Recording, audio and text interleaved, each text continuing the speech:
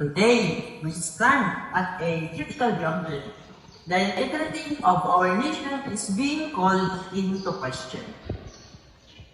The recent revelation from the Senate hearing, led by Senator Riza Mantiveros, have unearthed a disturbing truth that demands our urgent attention.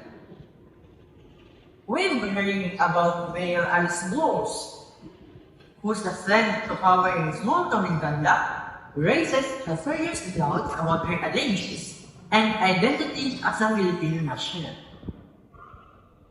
The lack of concrete evidence regarding her education, the discrepancies in her father's nationality, and the suspicious links to Pomos and the Balcom found paint a troubling picture.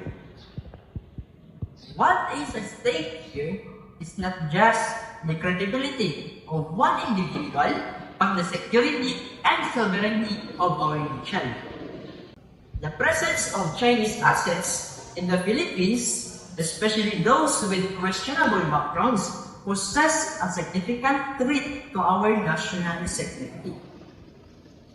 We cannot turn a blind eye to the potential infiltration of foreign interests into our governance and economy. The implication of Mayor Go's alleged ties to Pomos involved in hacking and surveillance activities are deeply troubling.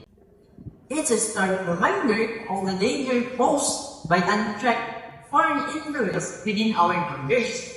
As a citizen, it is our duty to hold our leaders accountable and demand transparency and accountability in all levels of government. We must urge our authorities to conduct a thorough investigation to Mayor Go's background and connection and take decisive action to safeguard our nation's interests. In the face of these challenges, let us stand united in the defense of our sovereignty and democracy. Let us not allow our country to become a pawn in the hands of foreign powers. Together, we must uphold the principles of integrity, transparency, and national pride that define us a nation. I am Jacob James Nawi. Thank you.